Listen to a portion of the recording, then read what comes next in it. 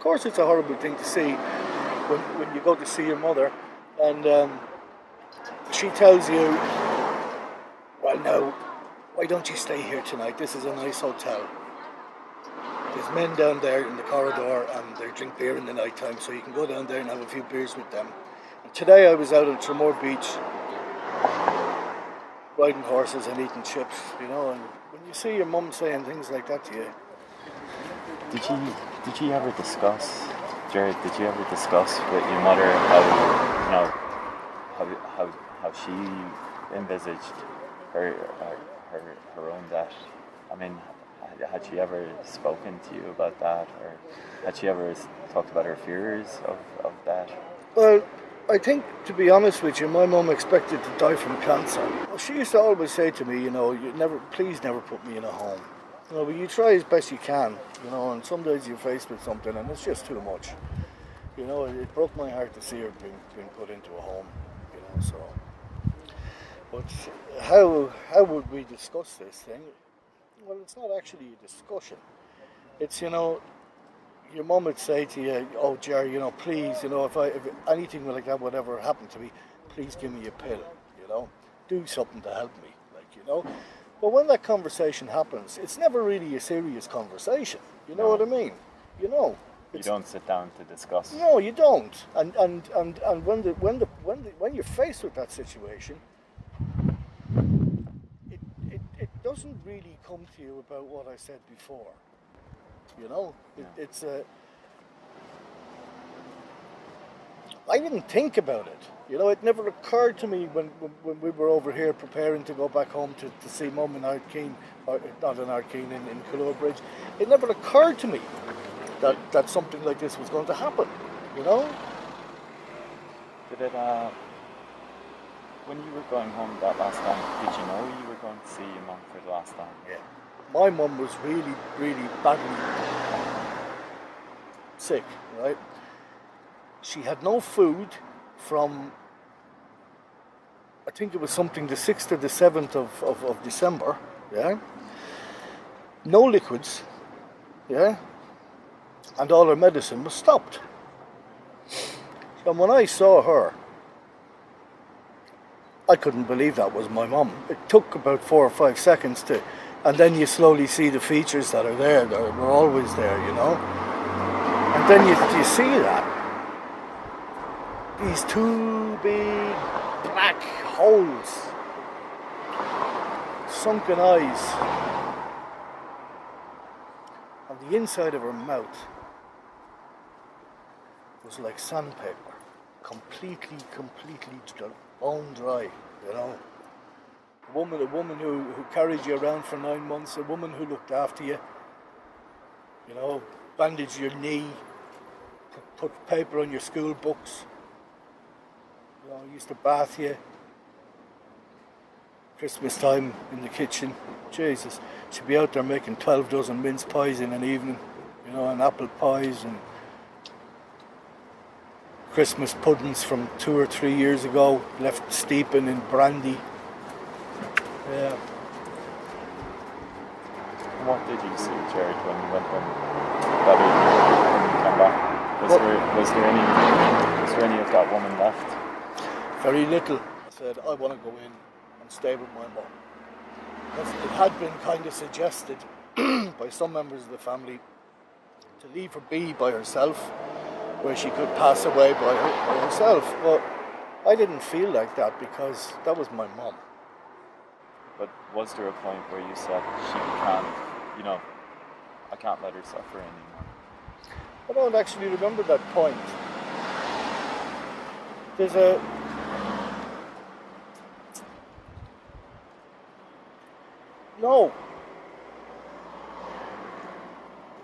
No, I don't remember thinking anything like that. It just happened.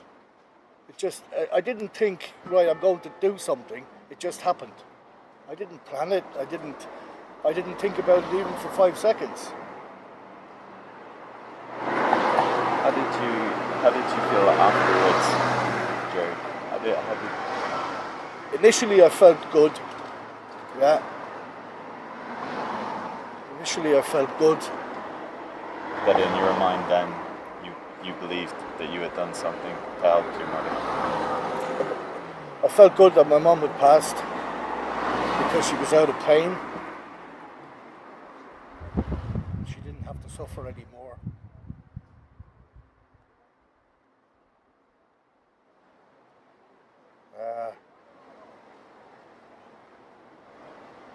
But then it all turned pear-shaped a few hours after that, you know.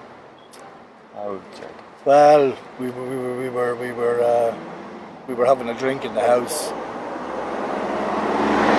and we were everybody was a little bit relieved that Mum had passed, you know. And we were laughing a little bit, and we were telling funny stories about Mum, and you remember the time she did this, and remember the time she did that. And it was nice, you know, everybody had a story to tell. Yeah, you know, then I don't know, it started bearing down on my mind then what I had done, you know. It was suggested to me that I can't be here now because I can't be at the funeral. And I said, why? And I was told, if this breaks at the cemetery, imagine the embarrassment.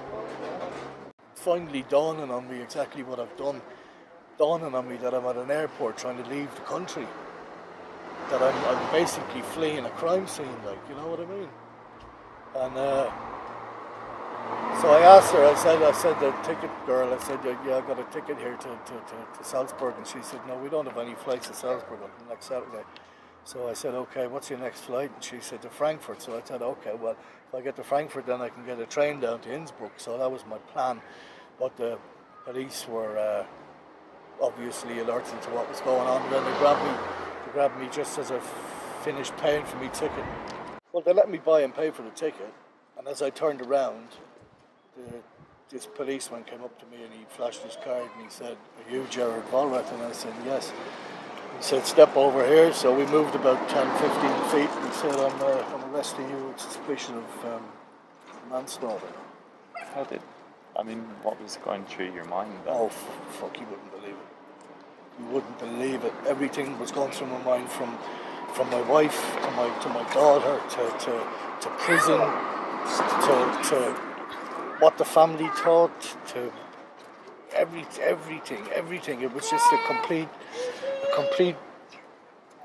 like gears. Everything was going, and I was pissed and I was tired and I couldn't believe what had happened. I couldn't believe what had happened. And then it dawns on you. That you've just been arrested for the manslaughter or the murder of your own mother.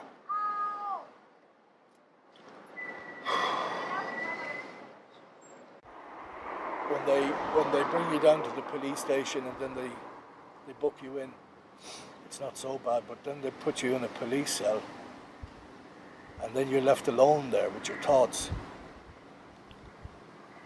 about what you think you have done, what you have done, what's going to happen. Life imprisonment. I generally think the police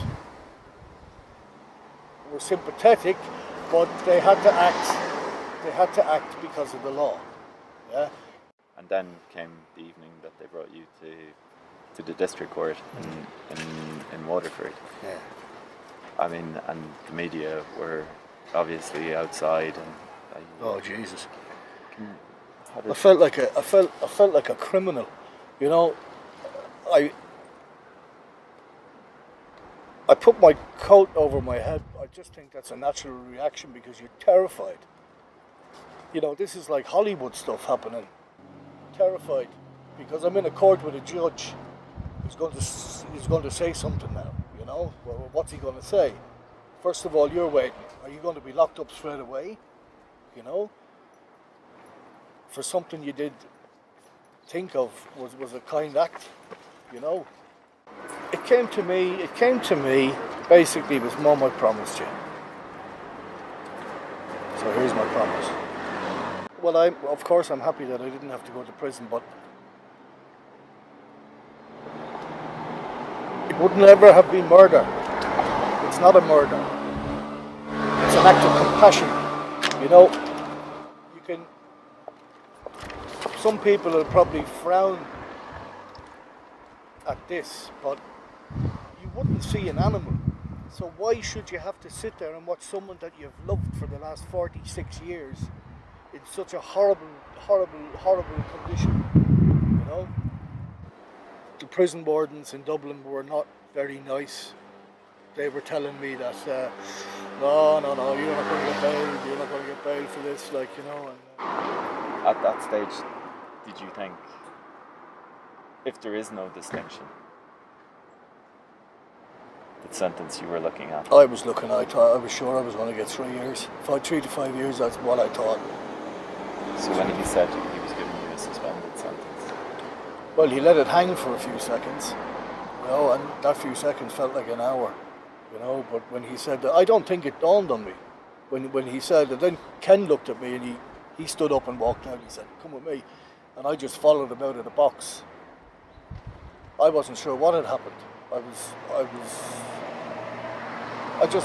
just didn't know what was going on. I understood what a suspended sentence was, but I've just had 2.5 years of the most hellish place to be, and I just think I just couldn't understand it at that moment. It didn't dawn on me what it meant. I mean, you must continuously go back to the fact that the judge said there is no difference in Irish law between a murder for reasons of, you know, a mercy killing, or a murder committed for malevolent reasons or for personal gain. Do you think that's something that we should now be looking at? Yeah. We should now be addressing in Ireland? Definitely.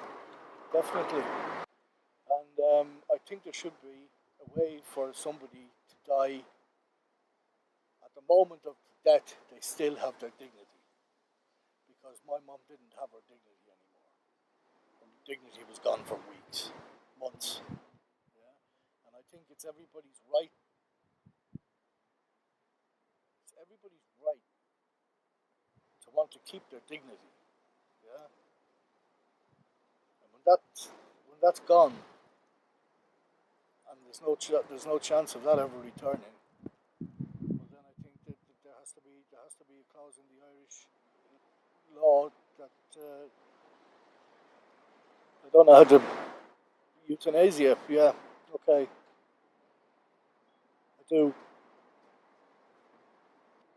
If, having gone through what you've gone through in the last 4 years, three and a half years, if you had the knowledge that you have now, the terrible consequences that this has had for you and your family, and you were armed with that knowledge, and at the same time you were looking at the situation your mother was in, do you believe you would have taken the same course of action?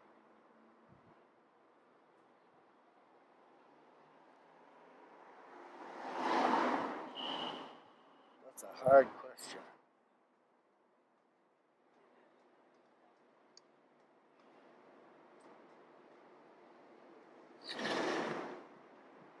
I think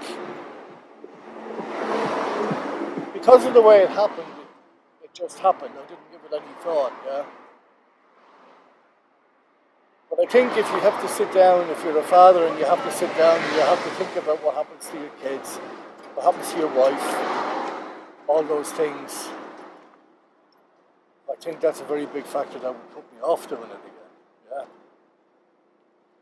Don't get me wrong, I'm not planning to do it again. You know, I'd sooner someone would do it to me when my legs fall off, you know. I mean, I hope someone can be kind and compassionate and do it to me, but I know that's not going to happen, you know. But would I do it again? That's a very difficult question to answer because I love my mum. I still love my mum. And what I did for my mum. I didn't do it for anybody else. Do you regret it? No. Not for an instant. No, I don't. I think if my dad was there, he would have given me a big hug. But you do hope that if you were in a similar situation, somebody would do that for you. Oh yeah, definitely. You know, once you lose your dignity, once when people have to bath you and people have to put you on the toilet and people have to cut your nose, your toenails, and when you can't even do that anymore, then they put you in a chair and wheel you someplace. Well, for me, that's time out. As long as I'm able to think properly and still do things with my hands a little bit, then walk around a little bit, shuffle about, I'll be happy enough. But if the day comes when I'm stuck in bed or stuck in a wheelchair or just can't do it anymore, then Josephine, I don't want to be there.